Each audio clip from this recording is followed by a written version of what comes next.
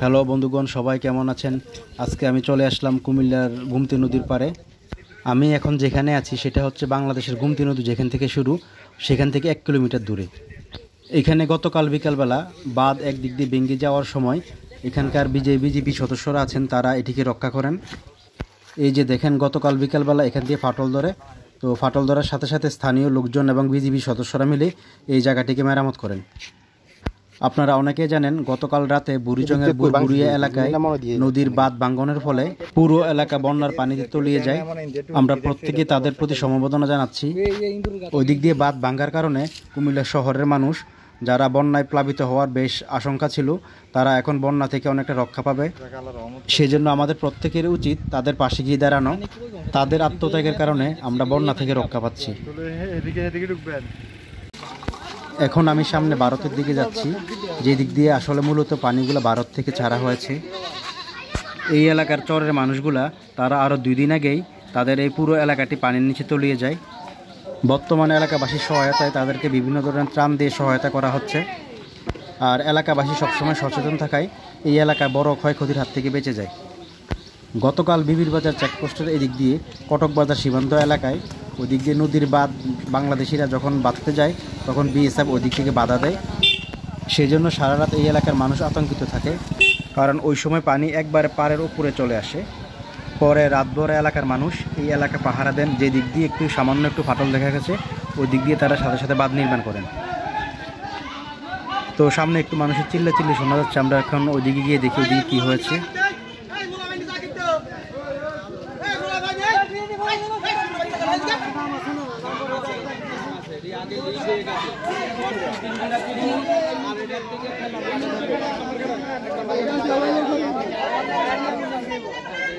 এখানে সব বাড়িঘর তলিয়ে যাওয়ার পর এলাকা কিছু পোলাপান বাড়ির ভিতরে ঢোকার চেষ্টা করে, পরে স্থানীয় লোকজন তাদেরকে বাধা দেয়, কারণ তারা এখানে এভাবে ডুবাডুবি করলে বাড়িঘরগুলো পুরো ভেঙে যেতে পারে।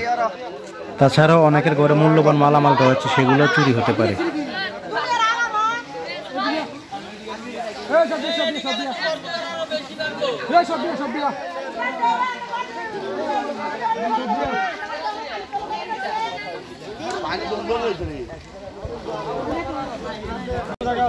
আর এখানে স্থানীয় লোকদের সহায়তায় লিস্ট করা হচ্ছে কার কার বাড়িঘর তলিয়ে গেছে, তাদেরকে ত্রাণ দেওয়ার জন্য।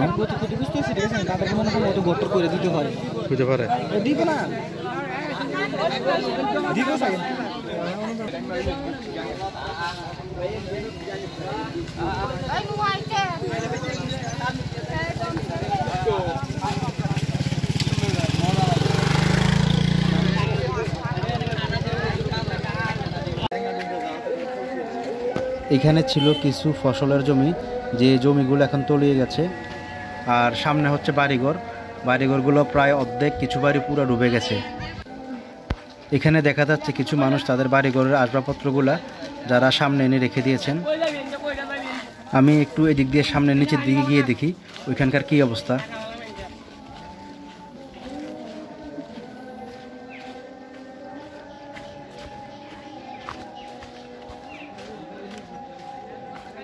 এই জায়গার বাড়িঘরগুলো কিছুটা উঁচু সীমানায় থাকায় এখানে বাড়িঘরগুলো পুরোপুরি ডুবে নাই। এই যে দেখেন, এই বাড়িঘরগুলো পানির নিচে তলিয়ে আছে।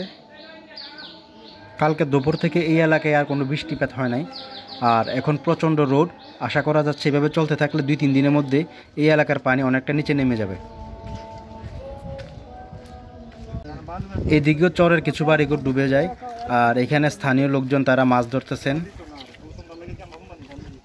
এই সব ছিল ফসলের জমি, যা এখন আর নেই। পানি চলে যাওয়ার পরও মনে হয় না এই ফসলগুলোকে আর কেউ বাঁচাতে পারবে। এই ফসলের জমিগুলোর কারণে এই এলাকার মানুষজন অনেক শাকসবজি অনেক কম দামে খেতে পারতেন, যা এখন মনে হচ্ছে যে দাম বেড়ে যেতে পারে। আমি গতকাল এখানে আসার পরও রাস্তাঘাটগুলোকে অনেক নরম দেখেছিলাম, মনে হচ্ছিল যে কোনো সময় ভেঙে যেতে পারে, কিন্তু আজকে রোদের কারণে রাস্তাঘাট কিছুটা শক্ত হচ্ছে।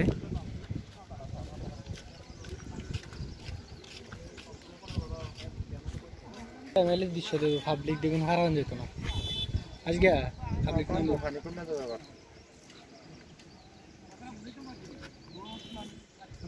আবার 100 টাকা এটা ছিল এলাকার বালু তোলার মেশিন, যেটার কারণে যে বালুগুলা তোলা হয় এই বালু তোলার কারণে এই এলাকাগুলো বেশি ক্ষয়ক্ষতি হয়। আর এটা হচ্ছে একটা মসজিদ, যে মসজিদটা প্রায় বেশ অর্ধেকটা পানির নিচে তলিয়ে যায়।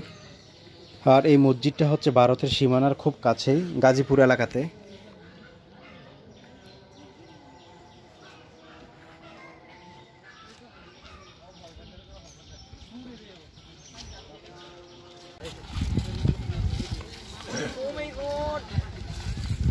এখন আমি ভারতের সীমানার খুব কাছাকাছি চলে আসলাম। আমি যত সামনের দিকে যাচ্ছি পানির স্রোতের পরিমাণ তত বেশি দেখতেছি। এই পানিগুলো কিন্তু সবগুলা ভারত থেকে আসা। আমি এই জায়গায় আসার পর বুঝতেছি যে ভারত থেকে কি পরিমাণ পানি যে এখনও বাংলাদেশে আসতেছে। আপনারা হয়তো ভিডিওতে পুরোপুরি বুঝতেছেন না, কিন্তু এখান থেকে দেখতেছি অনেক বেশি স্রোত আর অনেক বেশি পানি এদিকে যাচ্ছে। গতকাল দুপুর থেকে কিন্তু ভারতের ত্রিপুরা রাজ্য এবং বাংলাদেশের কোথাও তেমন কোনো বৃষ্টি হয় নাই, তারপরে এত পানি আসতেছে। নদীর ওই পারে হচ্ছে ভারতের সীমানা। এইখানে বিজিবি বসে সবসময় পাহারা দিতেন, কিন্তু বর্তমানে এই জায়গাগুলো সবগুলো ডুবে গেছে। আপনার পানির স্পিড একবার দেখেন, কি পরিমাণ স্পিডে যে পানি বাংলাদেশের দিকে ঢুকতেছে ভারতের পানিগুলা। আবার যদি বৃষ্টি হয় আবারও পানির স্পিড আরও বেড়ে যেতে পারে। পানির স্পিড দেখে বোঝা যাচ্ছে কুমিল্লা এখনও সংখ্যা মুক্ত নয়, যে কোনো সময় আবার অন্য যে কোনো দিক দিয়ে ভেঙে যেতে পারে।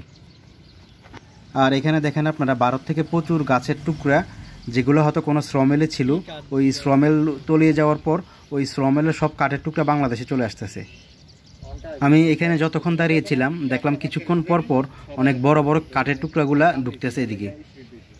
গাছ ছাড়াও আরও অনেক কিছুই দেখলাম যেগুলো বাংলাদেশে চলে আসতেছে। পানির স্পিডটা আপনারা একবার দেখেন, এত স্পিডে পানি আসতে থাকলে বাংলাদেশের বা কুমিল্লার যে কোনো জায়গা দিয়ে আবারও ভাঙতে পারে। আর এখনও যেভাবে পানি আসতেছে, সব পানি যদি বুড়িচংয়ের ওদিক দিয়ে ঢুকে তাহলে মনে হয় যে ওই পানি বুড়িচং থেকে কুমিল্লা শহরের দিকেও চলে আসতে পারে।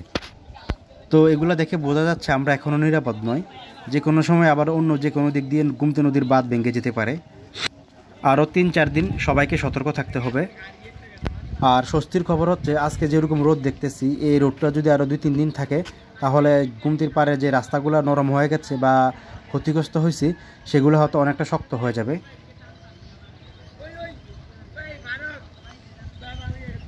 আর গুমতি নদীর পানির স্পিড কমার জন্য এখানে একটি বাঁধ খুলে দেওয়া হয়েছে, যেটার নাম হচ্ছে সুয়েজ গেট। এটা খুলে দেওয়ার কারণে পানির পরিমাণ ওইদিকে স্পিড অনেকটা কম। তো বন্ধুরা, আজকের ভিডিও এ পর্যন্তই। ভিডিওটা শেয়ার করে সবাইকে দেখার সুযোগ করে দেন। সবাইকে আবারও বলছি, বিপদ এখনও কাটে নাই, সবাই সবসময় সতর্ক থাকবেন। আজকের ভিডিও এখানে শেষ করছি। পরবর্তী ভিডিও পাওয়ার জন্য সবাই আমার পেজটিকে ফলো দিয়ে রাখুন।